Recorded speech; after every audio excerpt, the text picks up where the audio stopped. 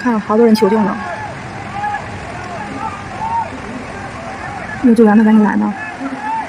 河北保定涿州市受灾非常严重，基本上整个村子、整个城市已经被淹了，而且还在持续泄洪。我刚准备把我的一些物资送过去，然后得知咱们民用救援是没有办法下高速的，你即使下去了，也是给他们救援队添乱，因为他们现在最需要的是皮划艇、摩托艇等专业设备。然后我刚才把那些物资什么的送到这个保定消防救援总队，他们是接收了，而且他们刚才2点多已经派出去一波了。如果涿州附近的朋友，你们现在手里有大量的充电宝，然后那个氧气面罩或者说是救生圈、救生衣这种东西，你们可以打包送到就是你们周边的这个消防救援总队或者蓝天救援总队，不要自己去，你去了只会给他们增加救援负担。如果你不是有那种50辆以上的那个摩托艇、皮划艇的那种救命的物资，你就不要给那个救援总队那些信息上电话打电话，那只会耽误灾民的求救时间，那是主要是给灾民求救用的。涿州本地的朋友们，你不要着急，保持好的手机电量，然后自己心态平稳一点。你救援队已经一波一波出去了，我一定会没问题的。然后外地的朋友们呢，不用制造焦虑，别说风凉话。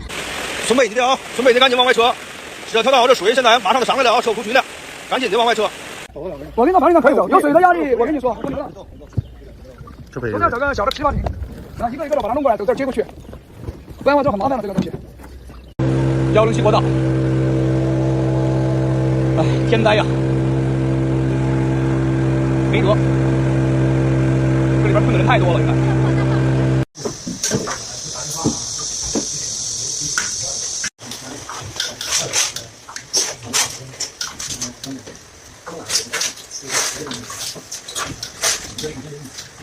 我是说啊，这场大雨把蓄水池和化粪池连在一起了，看看颜色。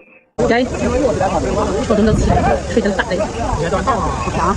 我一套大的。到啊！水这个大的那个，你知道吗？你看看，这就是昨天车，啊，这还路面上还行。你看这些石头，这是车，这石头都是石头。啊！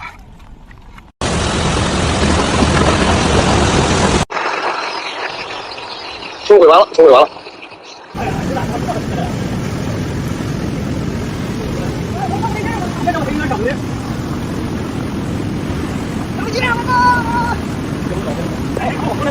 就在今天，京津冀又绑在了一起。26号我还在问厦门同事，台风会不会很厉害？谁知道了今天，北京门头沟山洪，天津部分地区泄洪撤离居民，很多天津人不理解，一天也没怎么下雨，怎么就要撤离？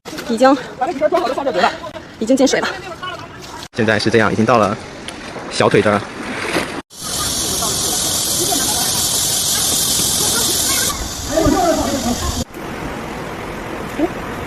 我你看这儿了。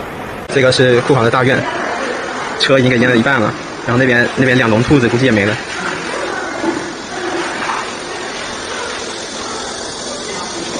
然后这里边是办公室。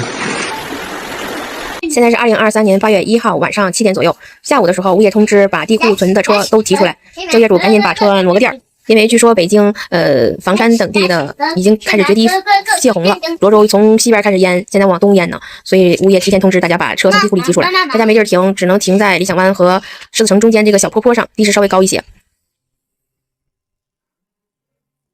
还有劳动公园这个小广场这块地方地势也比较高，大家也都把这车停在这儿了。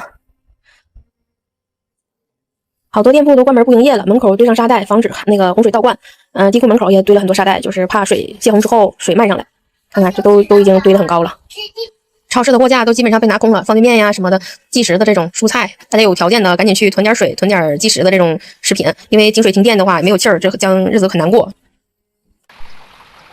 车快看不见了，那个也灯都不亮了，完事了，那个已经沦陷了，就那狗窝也没了。